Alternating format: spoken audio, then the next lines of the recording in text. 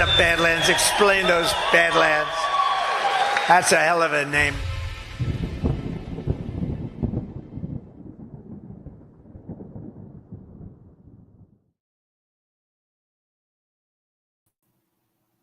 Greetings, good morning, everybody. Good afternoon and good evening, depending on where in this world you happen to live. Gordon has not, I'm not too sure what the tech issue is, but I'm sure he will come on in due time. So we'll just have to wait that out. But welcome everybody to this week's episode of Breaking History. We do have a few things to go through. Obviously, the world's been moving fast as we jumped right into 2026 on the gas to the pedal. So there has been an acceleration of events, starting, of course, with the arrest of Maduro, the exfiltration of Maduro, which I'll say a little thing about him. I was really hoping Gordon was going to come on so that I could ask him some questions about his take. And like I said, I'm banking on him still showing up.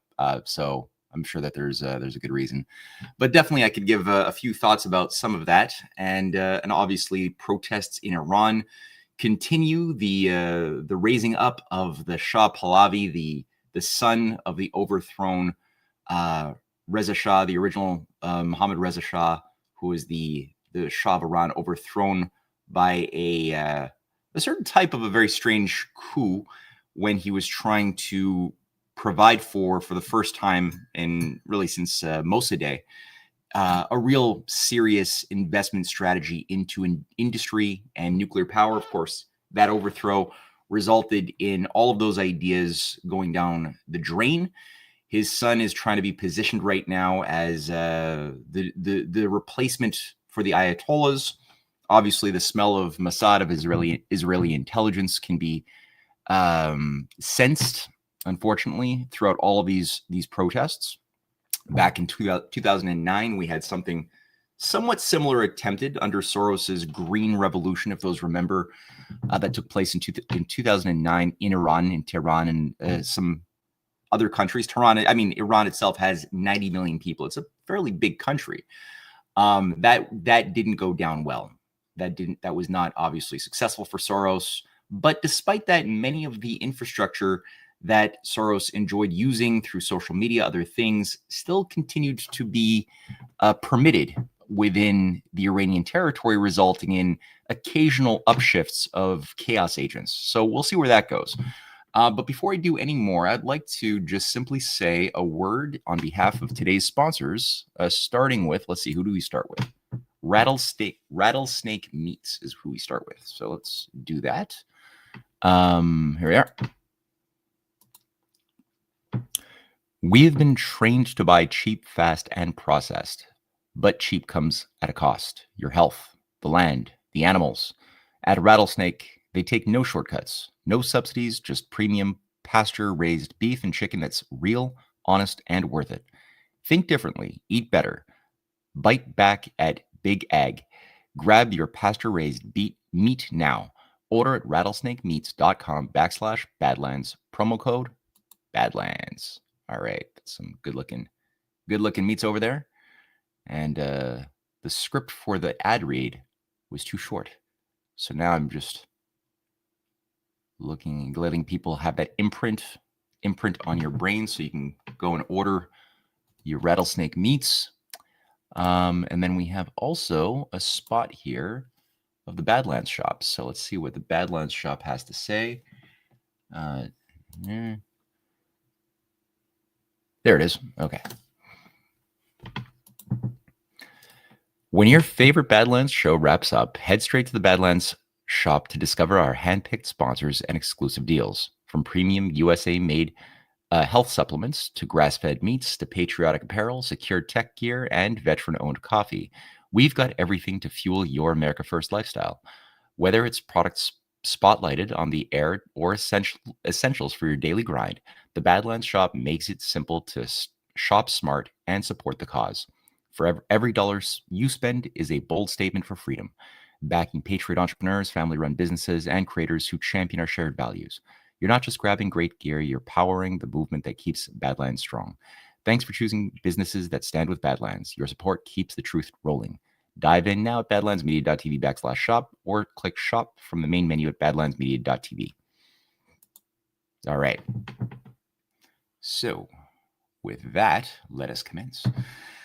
I'd like to begin here just quickly with a brief message. So there's obviously different ways of looking and interpreting the changing game board. Clearly, I do believe that there is in play right now a changing of the elites. That is something that is underway. It's been planned for a while. I'm not sold on whether or not this is a positive thing, the way it's being done, and who specifically these particular elites are. As people know, I'm not necessarily sold on the full-blown Q program. So that's just one thing to hold in mind. The reason why I'm going to say a few things, but I'm open. I'm an open person. I do believe that America has a beautiful, great tradition that was based upon patriots who are brilliant, conspiring, thinking very long term, and flanking the spawn of hell animated and organized through such channels as the City of London, the British Empire, and its different expressions inside of the United States. People know that I've written a lot exposing the hand of the British Empire from 1776 in Clash of the Two Americas, Volume 1, the Unfinished Symphony, all the way up through to the present battles. So I do acknowledge that there is conspiracies for bad and for good. I do acknowledge that this empire with its fifth columnists inside of the United States has always been there since really we were told that the British Empire was defeated after the American Revolution. That's not true. That's a half truth. There was a defeat of the battle, but not the war. And we know that assets of the British Empire remained in a very influential position, setting up things like the Wall Street banking institutions. We do know that. This is a fact that people like Aaron Burr, who was writing letters to British foreign intelligence through the channel of Anthony Merry, the ambassador, the British ambassador to Washington, was devoting his services to the cause of the British Empire. And that same Aaron Burr, while he was vice president, was also actually, this was before he became vice president in 1799, was in charge of a certain plan that involved building water projects in New York. Now, did he do it? No, he created a certain Manhattan company that was he basically turned into the Bank of Manhattan. No significant water projects were built. He gave this company the authorization to provide lending, to speculate, to act like a bank, pretty much, and it did. And it became the hub of the entirety of Wall Street. Even J.P. Morgan, which was the product of many mergers, has this Bank of Manhattan within its operating system. Chase Manhattan, obviously, and this is 1799. So that was already there, and the entire Freemasonic operating system that was brought in through the Scottish Rite channels that were set up by assets of British intelligence, British generals like Augustine Prevost, who had set up the Charlestown secret policing operation through their Freemasonic outfits during, and that continued after the American Revolution. That continued, and that became the hub of the new Scottish Rite in America. And we know that has been used pretty consistently to undermine many of the authentic patriot movements and conspiracies over the years. So that's a problem. So this whole thing that we're dealing with today, as far as the treacherous hub occupying intelligence, military intelligence, banking, academia, the think tank networks, is a highly centralized, very, very disgusting pus. I'm sincerely hoping that a move is being made, that this changing the elites involves real, genuine, patriotic, moral movements and individuals around Trump.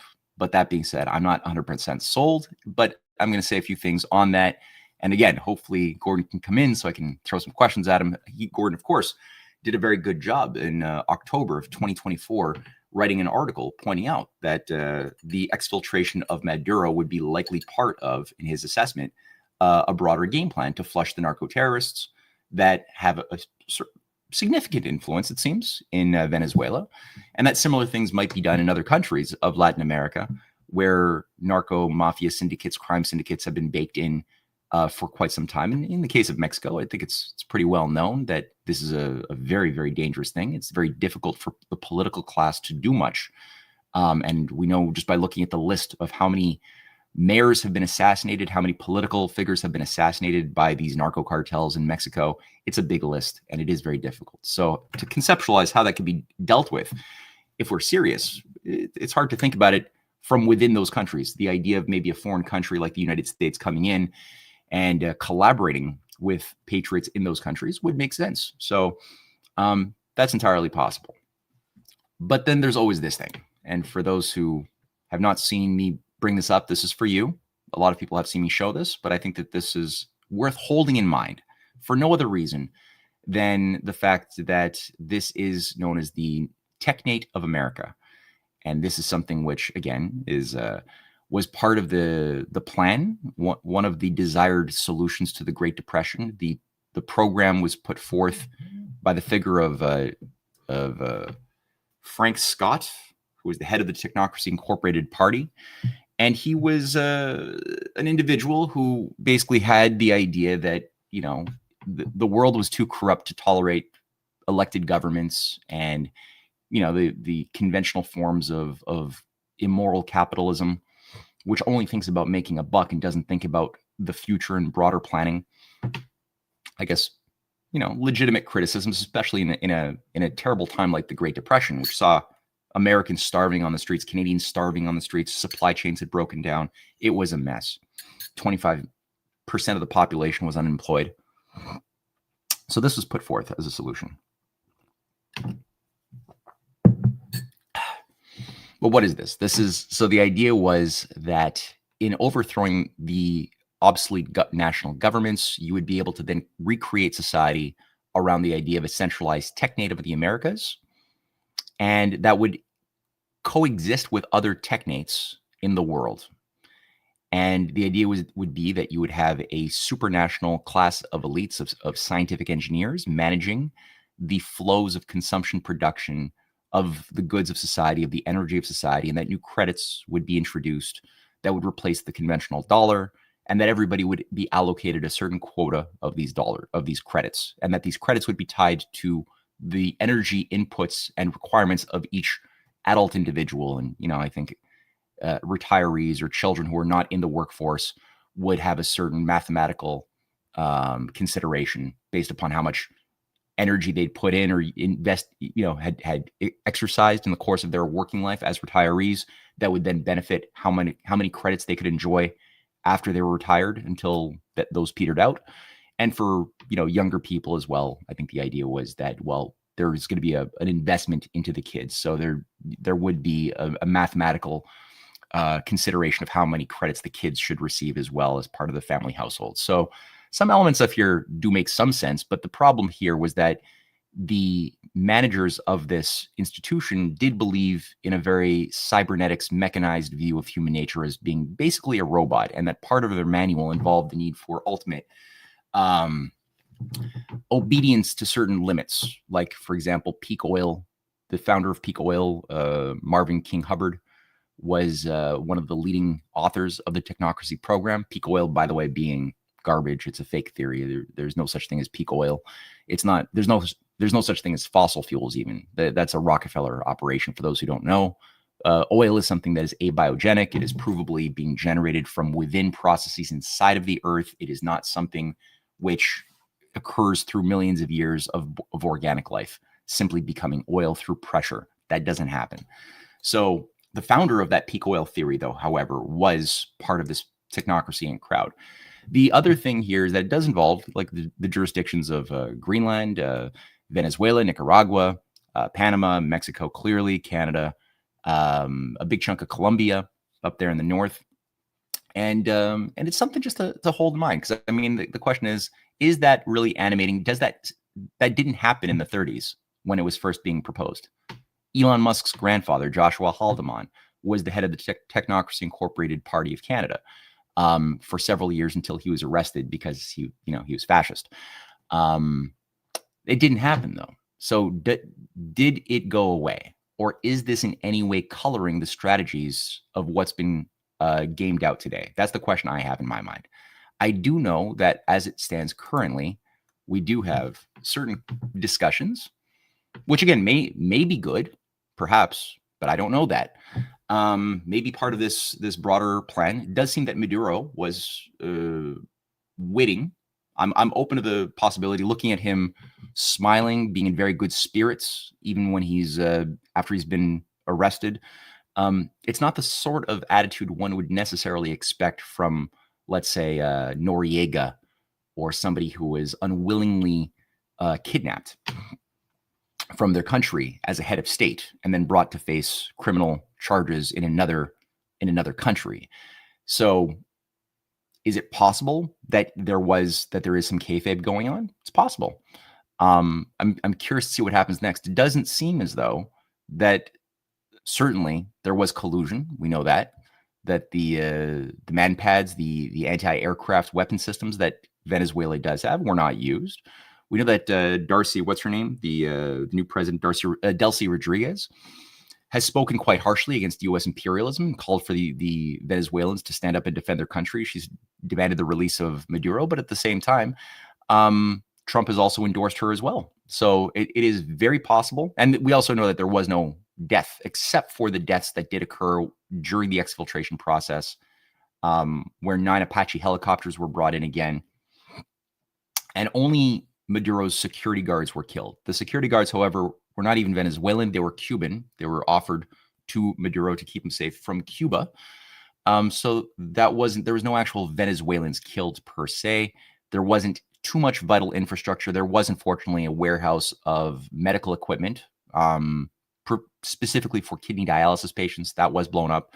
That wasn't good. But it doesn't seem like people are going to die necessarily, because Brazil and Colombia are sending massive shipments of medical equipment to meet those supplies and the needs of the kidney dialysis patients in Venezuela. So far, so good there.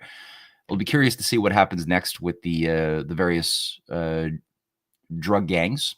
And also the question is that going to also be replicated in other countries? We know that there's been certain messaging that's been put out from the figures of people like Lindsey Graham, from there's actually one that I just watched a few minutes ago before the show began, of Senator Rick Scott, saying the following. So proud of what the president did, and Marco Rubio and Pete Hegseth and everybody, our military, Maria Corina Machado, and what they did in Venezuela is going to change Latin America. This is the start of changing Venezuela. Then we're going to fix Cuba. Nicaragua will get fixed. Next year we'll get a new president in Colombia. The democracy is coming back to this hemisphere. Okay, again, I find it, I'm not inclined to get too excited when I hear things like that, only because, one, it does fit a little bit too nicely, that Technocracy Incorporated map. That's the one thing. The other thing is that the call for regime change in Cuba and Nicaragua and in Colombia, if that was done, do I have evidence that sufficient purging has occurred in the U.S. military and intelligence apparatus that had a lot of blood on its hands? That's part of my thing. I'm like looking for, like, where is the evidence that those satanic agencies, the followers of Colonel Michael Aquino, where is the evidence that these guys who did the Vietnam War, who carried out the overthrow of Arbenz in Guatemala in the 50s, who did the massive massacres and bioterror operations in the Korean War, who did the same thing with weaponized anthrax and other things in the course of the Vietnam War, who used all of the unreconstructed Japanese fascists around Hiroishi and his entire war crimes department that was brought in to set up Fort Detrick in Maryland, to set up the U.S. bioweapons terror program. Where is the evidence that all of this, that any of that was dealt with? That's where my problem comes in, because I don't necessarily see those agencies of the U.S. Special Forces that did Desert Storm, that carried out these crusading wars in the Middle East post 9/11, who did 9/11, or whether it's Iraq, whether it's Afghanistan, or those who lit Libya on fire through color revolutions, for example. I haven't seen evidence that they got necessarily purged in any way that would satisfy me, and I do see, unfortunately, a little bit too much evidence that people like Pahlavi, You planning to go back? As I mentioned, the son of the former Shah, who's done his little thing on the Wailing Wall and is clearly an asset of Anglo-Israeli intelligence, has been marketed to both the Iranian protesters as well as Western expats and a Western audience on things like Fox News. But across the board, he's being marketed as the new purveyor of democracy. And the idea of going in through democracy, nation building language in order to save countries from themselves, that never works that well. So here's just a little word from Pahlavi on Fox News this week. You planning to go back to Iran? You have not been there in many, many years. It was 1979 when the Ayatollah came back. He was in exile in France at the time. Do you plan on going back? Do you plan on having free elections? Have you thought about it?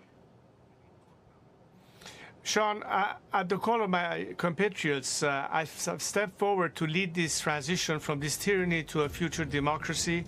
My role is to help my compatriots achieve that goal, to bring about a peaceful end by means of a national referendum and a constitutional assembly. I'm impartial as to what the ultimate result will be, so long as it's a secular democracy. I've trained all my life to serve my nation. I'm there to serve and help them achieve that goal. And I'm more than ever ready to step in Iran as soon as the situation warrants itself. And I'll be there with my compatriots to lead the ultimate battle. Reza Pahlavi, thank you so much for being with us, and I pray for freedom for the people of Iran. We're not at war with them. You planning to go? Yeah. Kind of gross. Kind of a gross thing. So then you have the other thing that I hope is true, which is the Sovereign Alliance. Obviously, I have a lot of faith in the leadership of China. When I asked for displays of purging of the swamp, that's the sort of thing that I could see that I could take to the bank, where I know that China since 2012, for example, has actually taken its leading figures of the foreign directed deep state, the fifth columnists directed by institutions of Freemasonic agencies, of the City of London financial institutions of those powers, and has done quite a remarkable job, something I've not seen in any other country to this magnitude, except for maybe the period of the United States in the 1930s, when there was a serious effort to declare war on many of those leading Wall Street bankers, where the banks were broken up. Their debts were not satisfied by bailouts as they had been during the Great Depression under the figure of President Hoover. And instead you had things, as we know, of the Pecora Commission that was imposed onto JP Morgan, onto many of the banks that were funding fascism, that were funding operations like Technocracy Incorporated, and that had hundreds of US bankers and shills go to jail. We've had many politicians as well who were traitors helping to promote the growth of the Nazi war machine face justice during the 1930s and 40s as well. Prescott Bush just being one of those figures who became a senator and had two kids become disastrous presidents, who made a fortune funding Hitler and who faced legal ramifications because he was trading with the enemy during his time as a director of Union Banking Corporation in 1942. So there was a real fight by those representing the genuine interests of the nation state versus the traitors who would like nothing more than to overthrow the elected class, the system of outdated national governments, and install supranational agencies lording over humanity like a new god of Olympus. So in China, you've got since 2012, since Xi Jinping came in, you've had a massive anti-corruption purge. So something like, at this point, 5.3 million Chinese party officials have faced serious crimes. And I mean, when you look at the jail time that's been given to many of these assets of the West, including former justice ministers, two former ministers of state security, basically the heads of the Chinese CIA, have been taken down and given life sentences.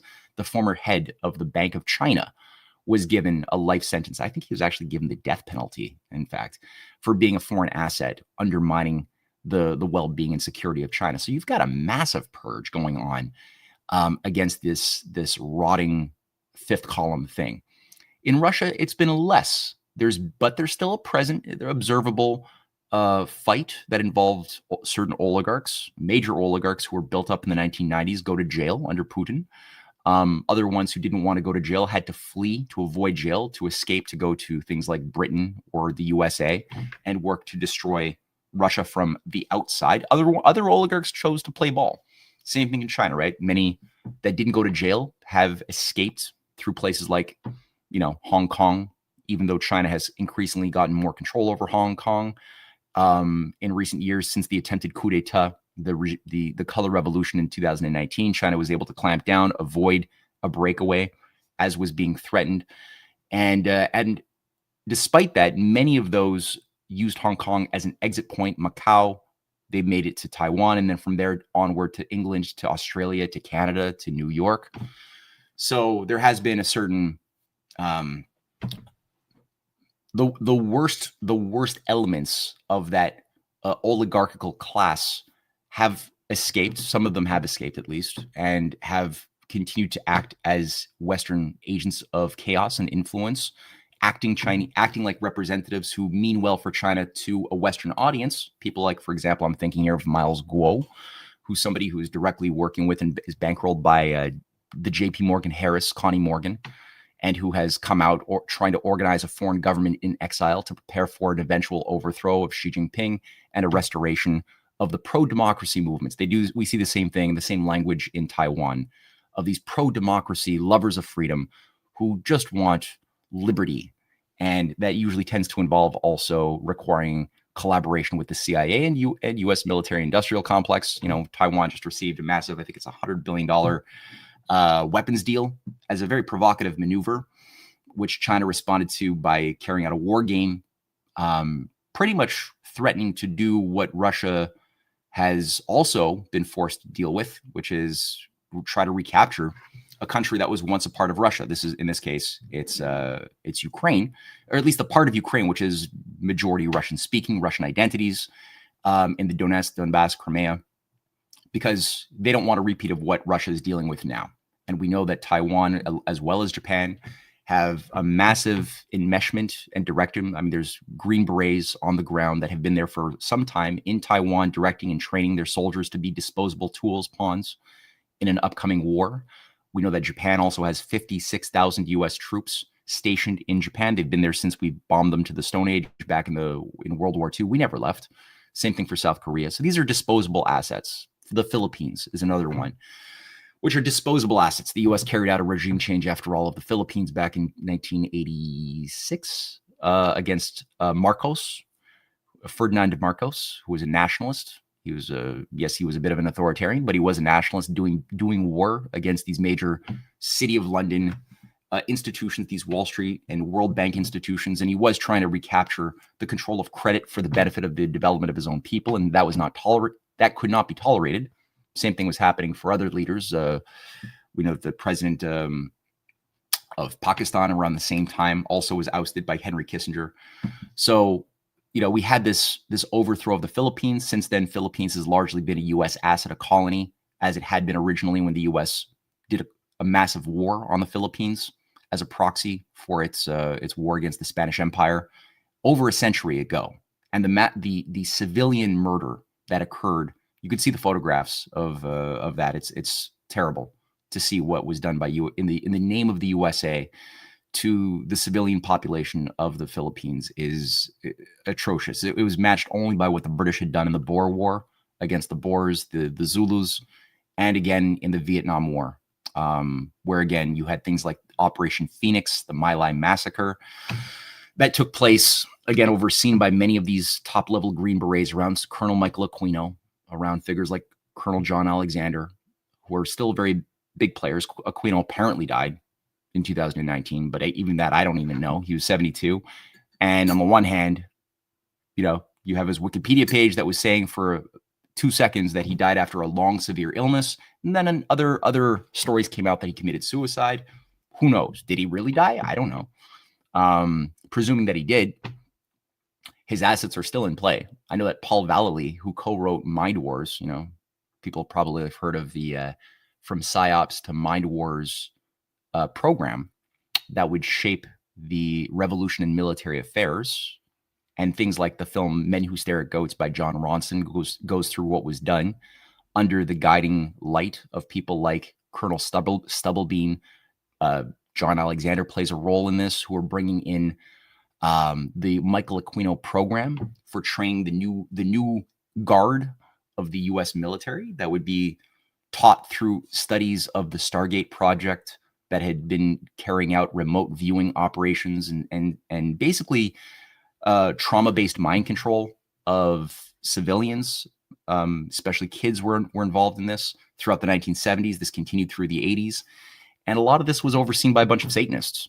You know, I clearly Michael Aquino is one, but you have other ones too that involved a direct access to Anton LaVey, as well as, again, anybody carrying out the mass murder campaign, torture campaign of Operation Phoenix in Vietnam. I'm sorry, it's pretty satanic. And a lot of these individuals were doing that. They were then applying it. And when they were applying it, then you created literally a brainwashing of a whole generation of soldiers that went on to become the new weapons used to create parallel governments under Iran-Contra. People like John Poindexter, who went to jail, but still then was rehabilitated and was given more authority than he ever enjoyed before during Iran-Contra after 9/11. So you had a lot of these things. It wasn't just Ollie North. It was many others that were incubated around the protection of Prescott Bush's son, George Bush Sr., who at the time was vice president, protecting this entire apparatus, who brought back in the figures around Donald Rumsfeld, Dick Cheney, Wolfowitz, which finally took the stage in a big way after Clinton. I mean, I would say that they were still playing and setting the stage for their takeover while Clinton was in play. Clinton was controlled by many of the same assets or many of the same handlers, but with a different flavor of liberal imperialism. You know, we had things like the bombing of Yugoslavia illegally under Clinton. We had many bad things set up. Even Democrats like Biden were putting forth what became the Patriot Act back in 1994. That was the Biden, Jake Sullivan, or Bruce Reed, Biden, Rhodes Scholar, omnibus crime bill in the face of the first 9/11 attack of 1993. So that was already the language used. The entire bill became the Patriot Act because it was not successful when it was first attempted. And people were a little bit too unwilling to allow for a mass surveillance dragnet under some dystopic Orwellian system of controls back in the 90s. Though by the time 9/11 happened, people went crazy, as we all know. We all felt it, experienced it, and we all of a sudden allowed for things we never would have allowed in saner, stable times, like mass, again, Patriot Act surveillance that's been renewed every single year to year for the past 25 years. Emergency, rule by emergency decrees has been another thing which has been very normalized over the last 25 years, beginning with 9/11. And this is something which is just always good to keep in mind. The championing even of overthrowing governments in the name of democracy and freedom. That was something that I don't think was ever popular until 9/11. We were doing it. Don't get me wrong, right? The U.S. had overthrown something like 200 governments between 1945 and 2001. It's a big list, and carried out targeted assassinations of leaders of those governments, usually leaders who were nationalistic. But it was never done in a popular way. It was never something that American people ever championed or gave their consent to. It just happened as part of the paramilitary, asymmetrical warfare operations that colored most of the Cold War. That was just the way it worked. But then after 9/11, it became something which we gave our consent to. We participated in that sense, in that crime, which is very unforgivable. So now we have, a process where there are certain countries that have expressed evidence of a desire to survive, to thrive, to really deal with this unelected overlord class of deep state operatives that are committed, and were always committed, to the type of vision for the world of organizing society in a manner seen by things like Aldous Huxley's Brave New World doctrine of a hereditary class of elites that would increasingly control the test tube babies, that would program alphas, alpha pluses, betas, gammas, epsilons in a CRISPR-like way, in a way to manage a slave master dichotomization. That type of idea never disappeared, but there is a sovereign alliance. There are countries that have decided to say they're not going to tolerate this game anymore. They're not going to sacrifice their populations on some altar. And ironically, the thing that is allowing the potency of this sovereign alliance is that it is acting upon a principle that was first and most loudly presented to the world through the successful revolution of the USA in 1776.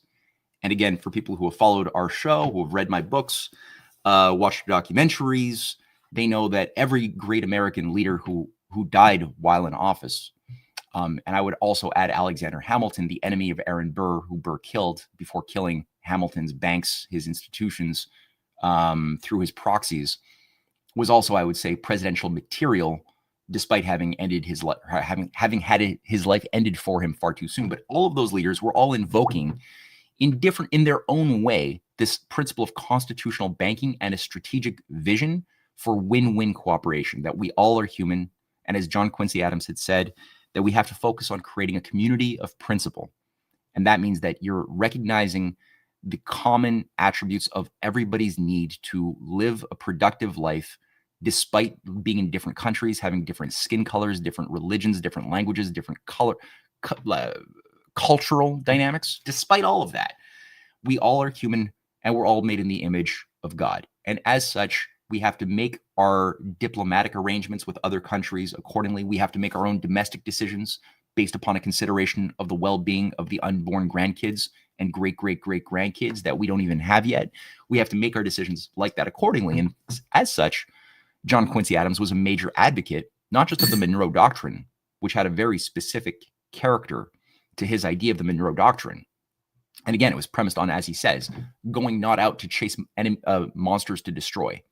It was based on a rejection that America would go and carry out a crusader-like ethic, that would always result in whatever nation was foolish enough to do that into becoming a new Roman Empire, which was never, that was recognized as a bad idea. This better tradition of America recognizes its roots in the principles, the aspirations of the Roman Republic before the Roman Republic slid into corruption and became an empire. And I think that's what that's what always has made America viable, is the principles of the healthy republican ideals of the Roman Republic, despite its flaws, because the idea was that America was going to correct those flaws that were present in the Republic, and which allowed it to fall under the sway of high-level mystery cults, satanic forces around things like the cults of Mithra, the cults of Isis and Attis, and Marduk, which manifested itself in a way under Apollo in Greece, and around certain other deities, pagan deities, in its Roman Jupiter incarnation. So we're in a situation where I think we have this tradition where the sovereign alliance, represented by China, by Russia, by other allied nations who have chosen to say no to the depopulation agenda, to the restoration of a new global high priesthood. Iran has, I think, played a pretty decent role. Up until recently, I thought Venezuela was a little bit more solid on this point, but again, maybe there is some collusion in play right now, which does involve a hoped for kayfabe, where the nasty apples are being purged as we speak. Maybe, I hope so. We'll see.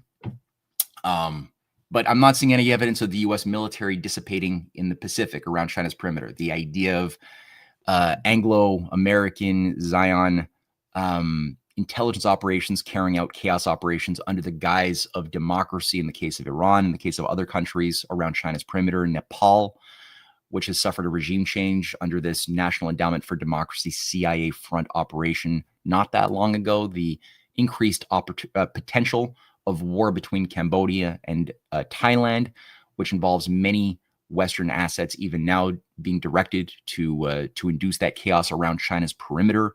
In the Philippines as well, that's still a factor that I would like to see resolved and dealt with in a healthy way.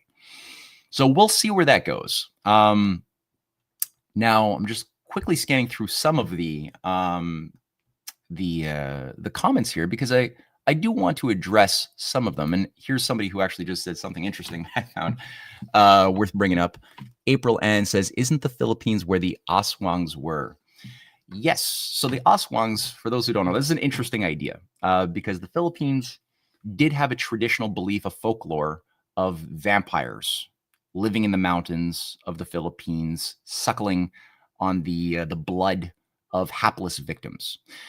So that was a piece of folklore. And one of the innovations by Colonel Lansdale, or Edward Lansdale, who goes on to shape the Vietnam War strategy, who's a big player in the murder and cover-up of John F. Kennedy, who was trying to extricate the United States from its enmeshment into Vietnam. This was one of the last orders, as people know, of John F. Kennedy before he was killed, was an executive decree calling for pulling the U.S. out, its special advisors out of Vietnam in phases, which by 1964 was supposed to have a full drawdown, a full exit of the USA from that zone.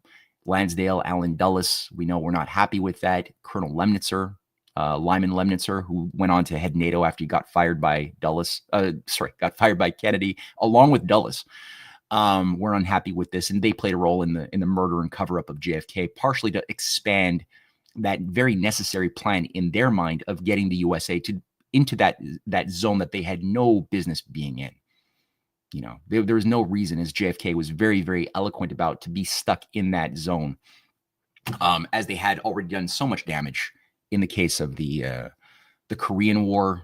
And so the Aswangs were, Philippines had to be taken over. And so part of the asymmetrical war that Lansdale was in charge of in the Philippines, going back from the 50s into the 60s, was to say, okay, well, we have these freedom fighters who seem to who are making it very difficult for us to fully control the Philippines as a proxy. So what we can do is do what Michael Aquino was talking about later, but this is like the proto-Michael Aquino insight into mind wars.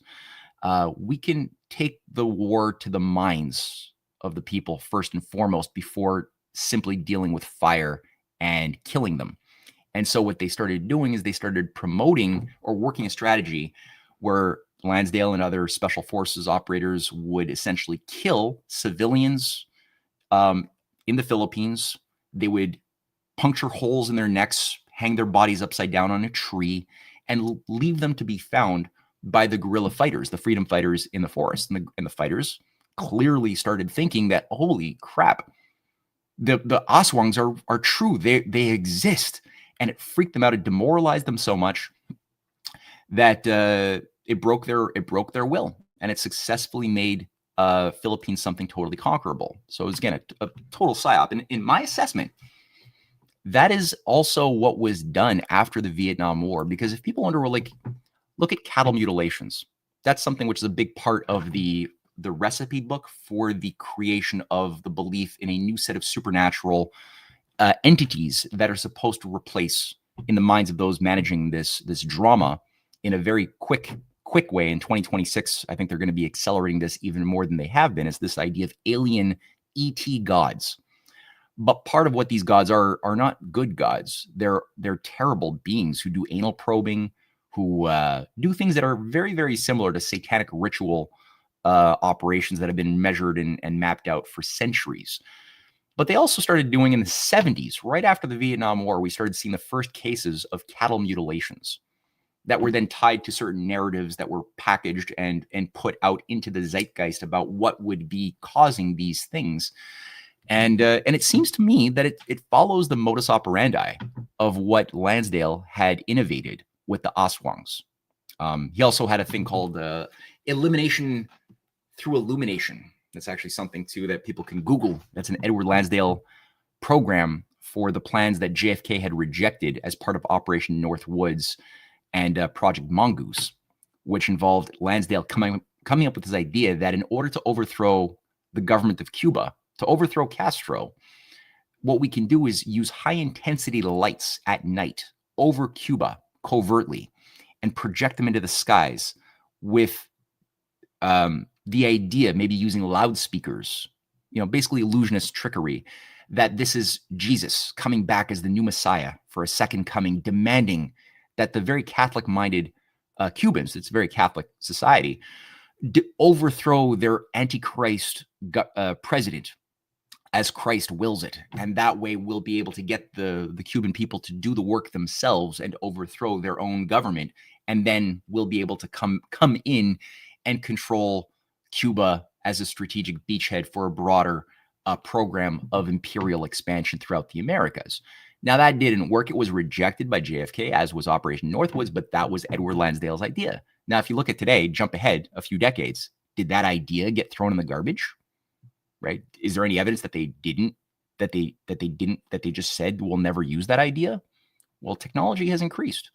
Holographic technology has also increased. Serge Monat, a Quebec investigative reporter, had, I think, done the first most pioneering research into the utilization of advanced holographic tech that could then project into the skies at night or at day imagery, whether it's of Jesus coming back on a cross, demanding people do things, or UFOs, right, coming in various shapes and colors in different cities around the world. These are all things that I think have been baked in. So we could probably expect more of that sort of thing. I think the ghost of Colonel Alexander, though his body is dead, I think that his sick ideas have not been resolved. So that is something. What do you got here? Marduk is Sumerian, so did not come out of Rome, nor modeled after Apollo. No, Marduk is a Babylonian solar deity who was the model for the later Apollo in his Greek incarnation that came after the Marduk proto-Apollo.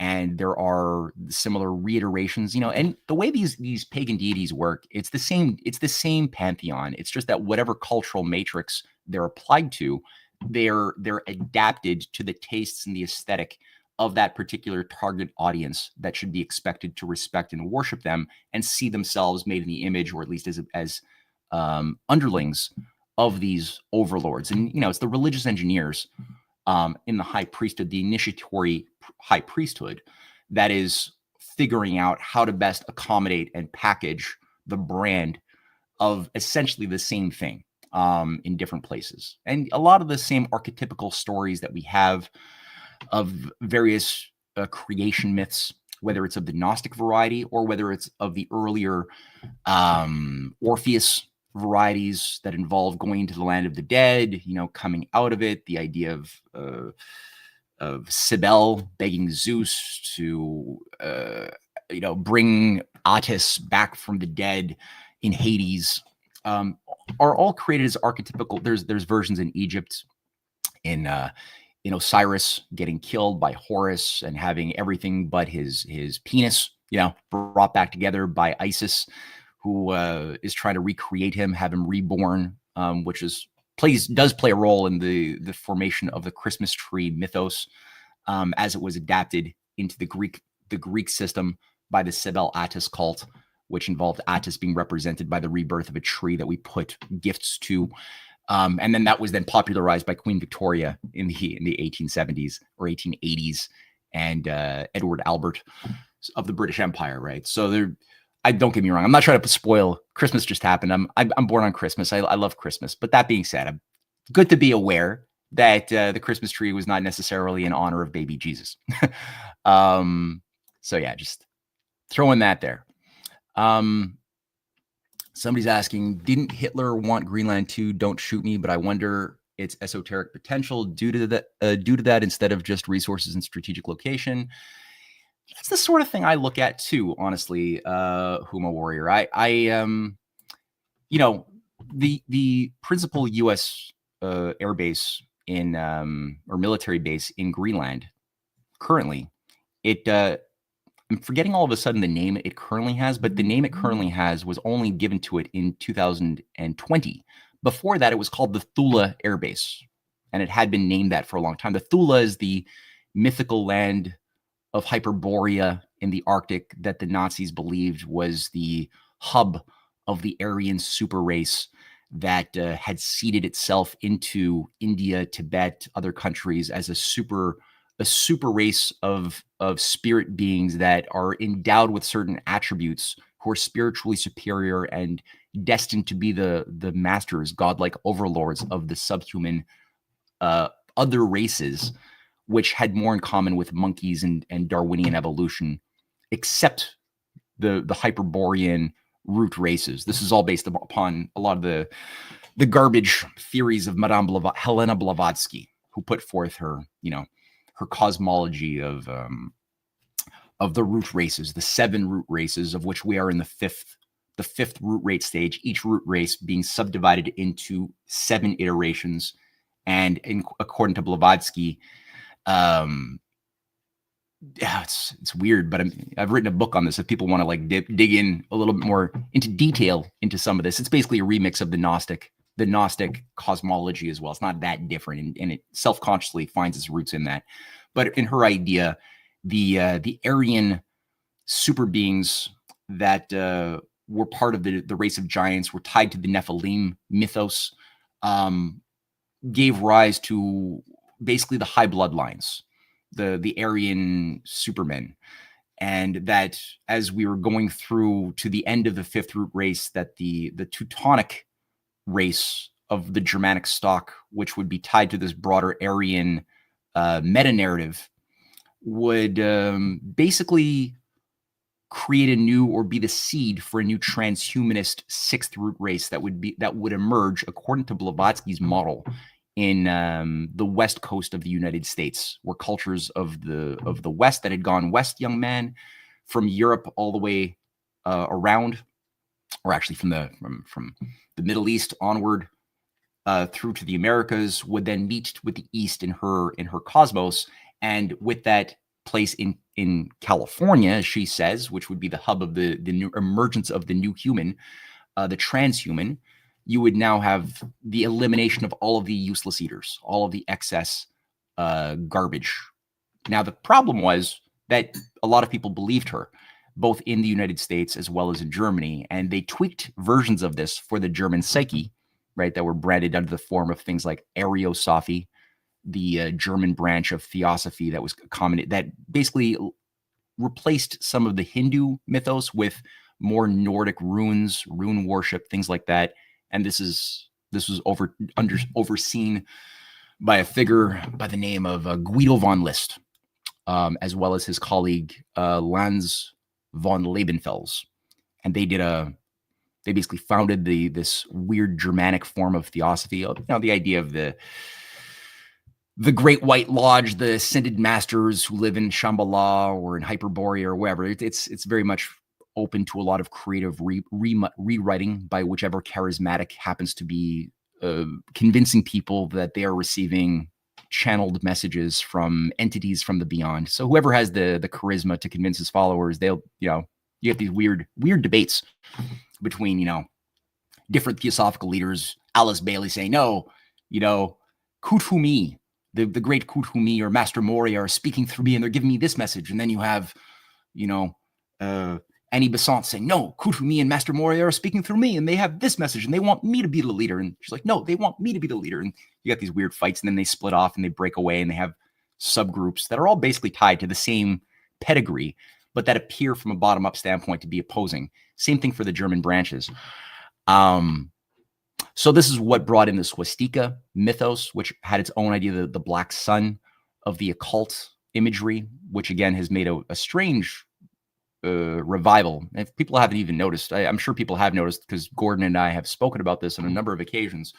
The rehabilitation of Hitler has been accelerating quite a bit too. The rebranding of Hitler as being the hero of the story of World War II has been something accelerating by a number of major influencers. Even Joe Rogan has been popularizing and encouraging people to go and listen to Hitler's speeches that have been translated by AI into English, which actually show him to be a really great guy. Just conservative, Christian, healthy guy wanting to stand up for make Germany great again. Nick Fuentes, clearly overdrive, but many others. Stu Peters, big time. And obviously, Israeli Zionist behavior has not helped the cause of the revival of Hitler, or the rehabilitation of Hitler. It's making, more and more people are waking up to the evils of what Zionism has been. It's only making them think, hey, maybe Hitler was actually right. But it's not. It's not right. As again, Gordon and I have done a number of shows. We're actually making, I'm working with a few friends, Cynthia and myself, a few others, to make a documentary called Beyond Europa currently, which hopefully will be done in the next few months, and a book which should be out by next month on why real patriots don't think like Hitler, to get across that the cartoonish image of Hitler, the demon, the evil guy that we're told in our Hollywood movies and our textbooks, that's not true. That is a caricature villain which is not true. However, it doesn't mean he's good. It just means he was evil for reasons very different from those that we have been told. And if we understood what those reasons were, for example, his support and endorsement of the idea of eugenics, mass euthanasia to eliminate the excess useless eaters that he endorsed massively, his abiding belief that he was the avatar of Odin, according to the psychological assessments of Carl Jung, who knew Hitler, who was the head of the German Psychiatric Society from 1932 to 1939.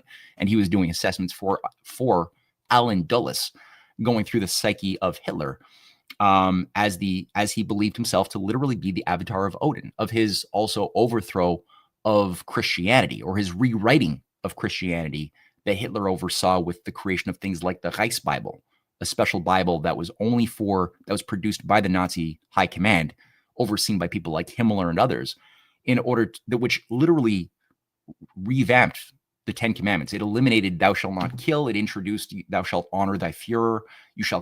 "Thou shalt keep the blood pure." People can go and buy a copy online or get a digital copy and read through their Reichsbible. The whole stories were totally rewritten to eliminate any language that implied that Jesus or his disciples had any Jewish connection.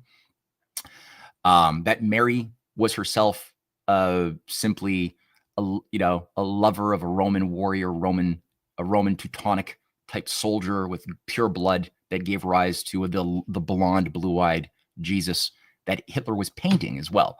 So anyway, there's reasons why Hitler was really bad, but those reasons, those proper reasons, his affinity towards both occultism, but also the mechanization, the cybernetic mechanization of society.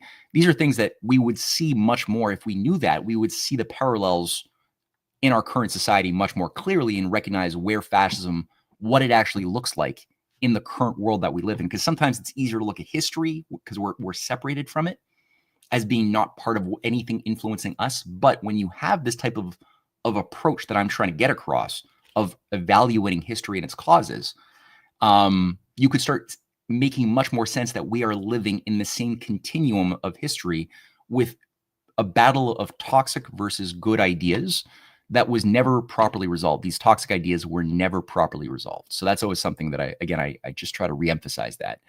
And as far as the US-run Thule military base, yeah, that's weird that it still took on that name of all names. Strange, very strange. Okay. So I'm just looking here quickly, just scanning through the comments a little bit more. Talk about psychological warfare. Yeah, that's an understatement. So yeah, I'm usually not that good at keeping my eyes on the chats, but I'm trying to get better. I really am. Oh yeah, another thing that I was going to ask Gordon, I guess our next show, I'll ask him a bunch of questions, but like, what's his take also? I'm sure he's got a good idea about the U.S.-British takeover of the oil tanker that was going from Venezuela to Russia in British waters was taken over. What's that about? Hopefully, oh yeah, China as well has certain interest in Venezuela. Clearly, I mean, it is an oil hub. So do we see evidence that there is a collusion between the U.S., Russia, China patriots around this or not? This is where I'm going to have my eye really, really closely monitoring the situation going forward. Now we have here, somebody just said it's the name of the Thule base became, oh, that's it here. Polymathanon says it's a Space Force base. Now that's right. It's the Space Force base. I forgot about that. Yeah. And it changed its name to Pitufik. Less conspicuous name. I approve that name change. I still find it weird that they kept the Thule name for so many decades. That's strange. Californians, go figure. Yeah, says Smay. Let's read this one here. Yeah, two ways. One is nothing we can do, and therefore just get the best handouts under the new elite control of Satna's control for the world. Or two, resist give me liberty or give me death. Well, I think again, there's a lot to work with. I mean, the U.S. has so many times of crisis generated policies that have saved the world, that have undermined the efforts by those pushing a new world order, depopulation, feudal restoration from being successful.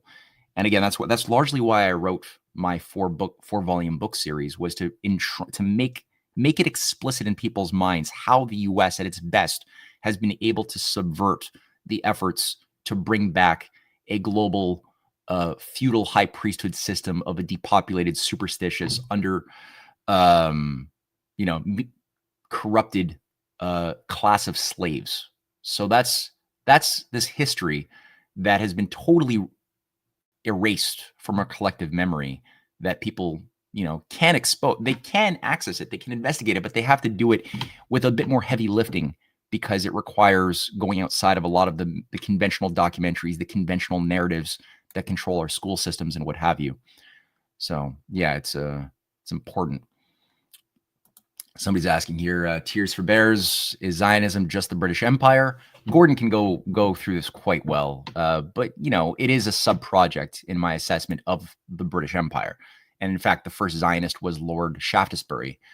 Lord Anthony Ashley Cooper of the 1830s was sort of the first modern, like the creator of what we know as modern Zionism and the state of Israel per se.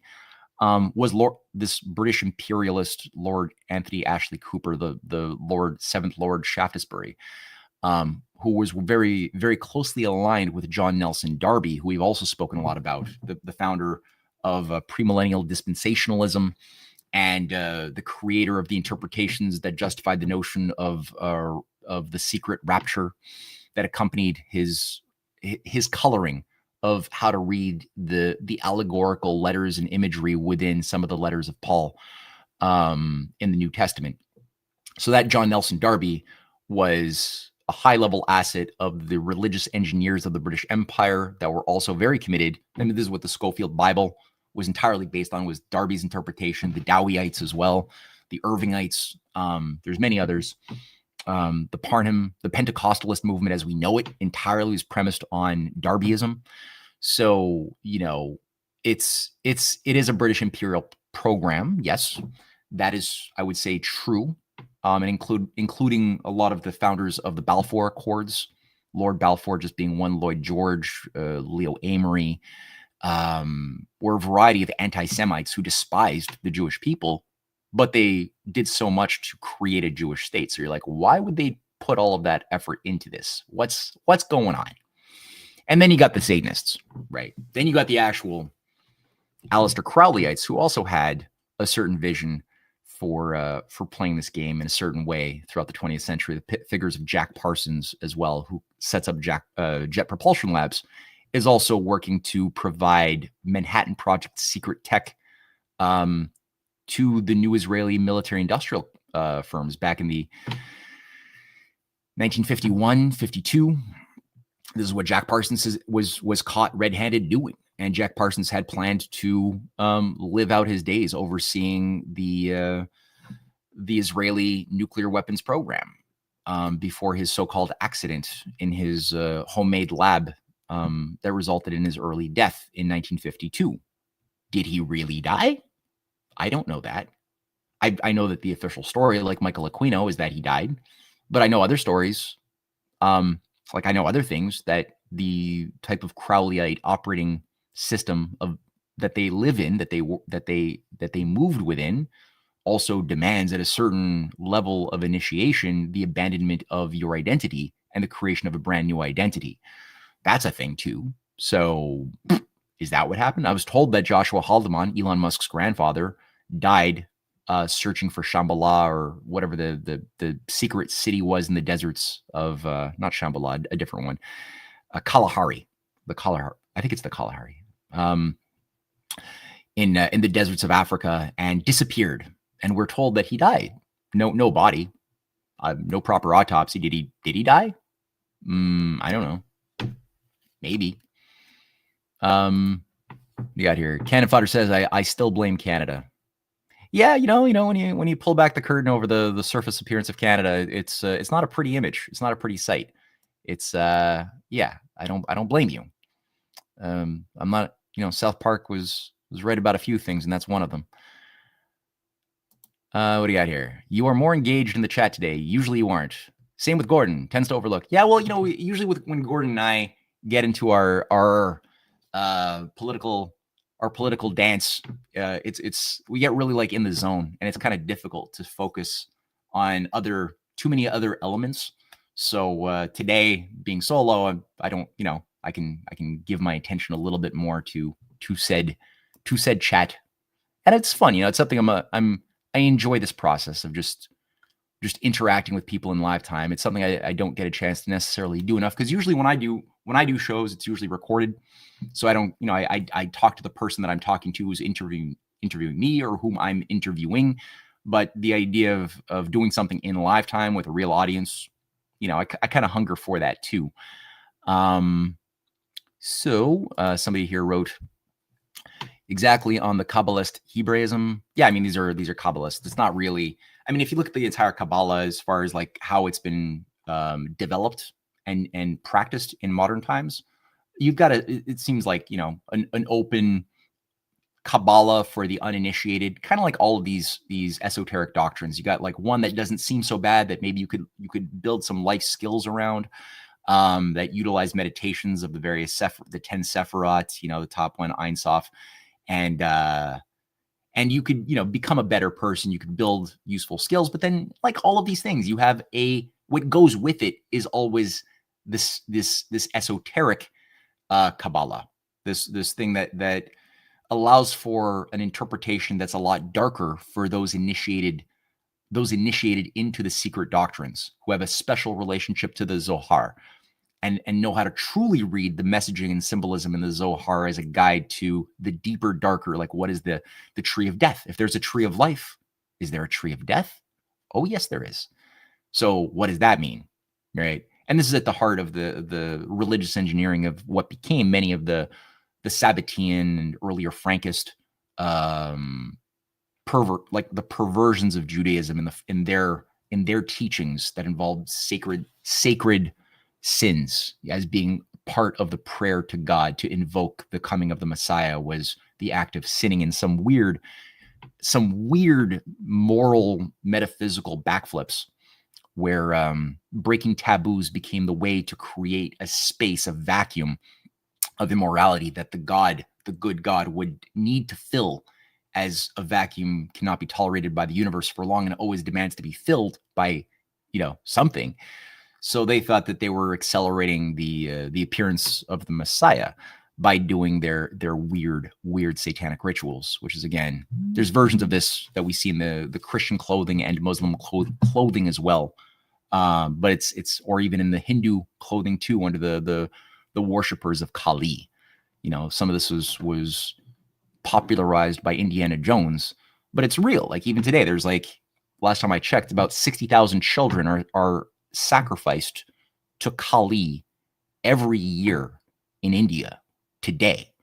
So it's like, what's up with that?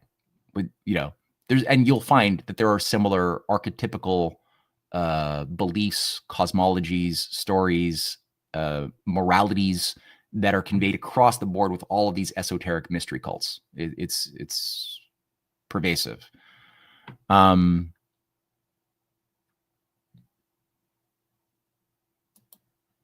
Somebody just wrote, Neil Thompson said U.S. just kidnapped a sitting president from his bedroom and flew him to Manhattan. If that precedent stands, every Belt and Road loan is worthless paper, every port deal, every railway and plant gone. I mean, it's a concern that I have too, right? Like, China has a massive amount of investment in building infrastructure across Latin America, especially. I mean, the Peru to through Bolivia to Brazil railway is incredible. I mean, the jobs, the improvements of living standards, the ports that they've invested in to build, to create prosperity and to create real employment. We could have done that for decades. Those of us here in the West who represent or are represented by the World Bank, the IMF, but we did none of that. Every time that they in fact ever had nationalist leaders emerged in those countries who tried to do that, what we did is we killed them or ran coup d'etats to overthrow, those governments that wanted to do that, Arbenz being just one of them in Chile, to install assets of the West like Pinochet, who would then privatize everything and just loot the population on behalf of his Western handlers. So that's the sort of like practice that Edward Lansdale was a part of, everybody. And today, like, China has provided the type of economic support that these countries couldn't wield on their own in order to build up the real economy with big concrete projects that are measurable in their impact of empowering the people, but also those nations to have the economic sovereignty needed to resist the type of threats and pressures from outside forces wishing to keep them subjugated. But now at this point, if this is normalized, this type of practice, it doesn't make it easy to plan ahead.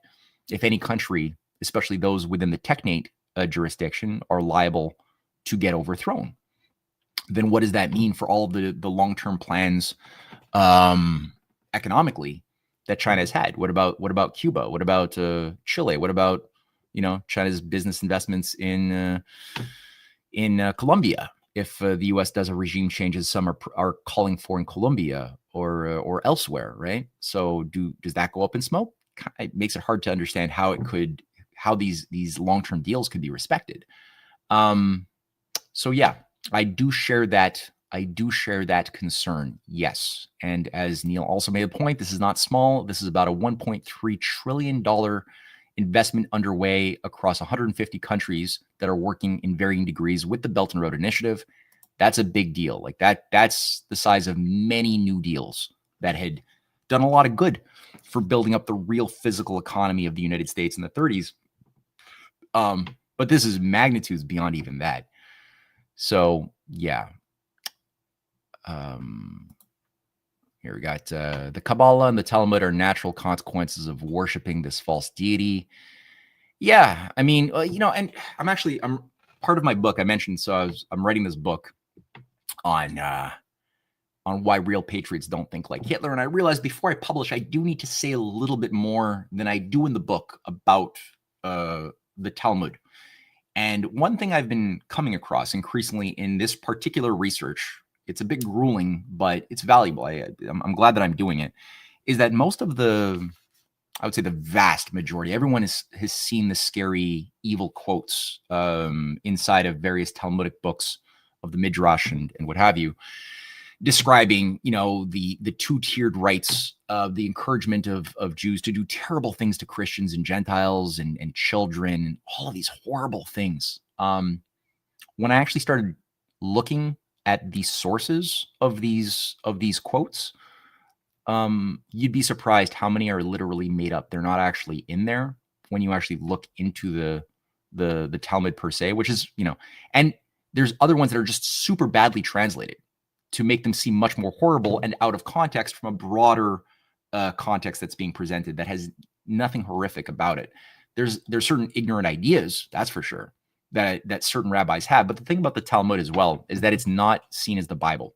So it's difficult sometimes for Christians or Muslims to think about the Talmud because they think that is like the holy books of the Bible or the Quran. And it's not actually that at all. The only holy book that's seen as divinely inspired by Jews is the Torah.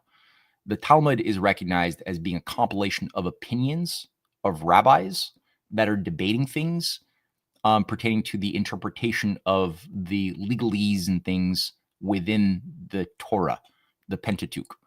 So it's not seen as direct revelation or the direct word of God. It's seen as human-made opinions, some of which are good, some of which are shit. And within a lot of the rabbinic schools, there's an encouragement to try to refute. Can you come up with arguments why various things are distasteful that you could refute with a better argument? So that's part of the tradition within the, I would say like healthy Judaism, which is dominant. It's not treated as the word of God that mandates things be done. There is that. Does that mean that there aren't really bad things that were said by ignorant, possibly even in some case, evilly bad intended rabbis who were authoring different letters and things that were selected to be put into the Talmud? No, that's also true too. But most of what you're seeing, I would say like 95% of the quotes floating around that are just simply untrue. I'm going to write a thing on that. I might have it published on Badlands and then have a version of it for my book. So just keep that in mind. The Kabbalah as well. Like, yeah, the idea of a secret teaching, right? Like as soon as you have the oral Torah as permitted, this Torah that could only be spoken and passed down from Moses to his favorites through Aaron and what have you, you're in trouble. You're in trouble. It creates a space for a lot of make-believe, and who's ever in a power position can literally just make up and insert their own truths that they want in their own religious engineering. And at that point, so many Trojan horses and toxic ideas can be infused into the mix that generates atrocities like the Frankists or the Sabbateans or what have you. The same thing happened with the Gnostics too, though, right? Which is all premised on the idea of the secret teachings of Jesus, that there's the oral teachings of Jesus that he gave to his favorites, his lover, Mary Magdalene, and his other lover, John, his favorites. And then there's the public teachings that are written down that, stupid people who are uninitiated can read those moral lessons of the Gospels and the letters of Paul and stuff. But that's for stupid people. The secret teaching is really where it's at, says Madame Blavatsky. Yeah. So I'm just going to scan a little bit more. Although, yeah, I guess we're getting up in time here. Hey, somebody said, I'm good at this format. Karina says, I'm good at this format. Keep it up. Okay, Karina, I'll try. It's fun. It's fun. I just wish that I could actually read a lot of these. I'm just scanning and I'm not fully reading everything before I put it on stage. So it's a bit of a risk sometimes, I suppose. Like here's something here by, who's this person? Wolf Barney says, yes, when you know, and it's astonishing that what you believed all your life is actually the opposite. Yeah, that's part of the growth process, right? Growth pains. It's not, that's unfortunate, but it's part of it comes with the territory of being human, right? All right. Well, I guess what I should probably do is wrap it up. But let me quickly go because I don't actually see if there's any donations. I don't actually get to see. That's the weird thing here, is that under StreamYard, where I'm speaking to all of you, you're watching on Rumble or X. I get to see I get to see comments, but if somebody makes a donation of something, I don't get to see that. I would have to literally go to Rumble. So if anybody did do a monetary donation for today's show, I apologize that I didn't read your comment. I literally just didn't see it, if that did happen. And yeah, so I guess I'll leave it at that. I mean, I've given people a lot to chew on. It's the sort of first official show of the new year. I'm sure Gordon will be back in action. He does a lot of shows for Badlands, though. So I'm sure we'll be back in action next week, and we'll continue our usual program as a dialectic. And I'm looking forward to that. So until then, thank you, everybody, for joining me today. And be sure to watch Gordon's programs, tune in, subscribe to Badlands Substack, and also my own Substack too, matthewehret.substack.com or canadianpatriot.org, where you can get a lot of our books, Cynthia, my wife's books on the empire in which the Black Sun never set and the shaping of a world religion, on the Jesuits, Freemasons, and anthropologists that manufactured the ghost dance religion, which has actual direct bearing on the current situation we're living under right now. All of that stuff is on our websites, so check that stuff out, and we'll see you for the next show. Take care. Thank you so much for joining us, and don't forget to hit the thumbs up on this video. And a special thank you to all of our advertising partners. Please remember to shift your dollars to support those businesses that support Badlands Media.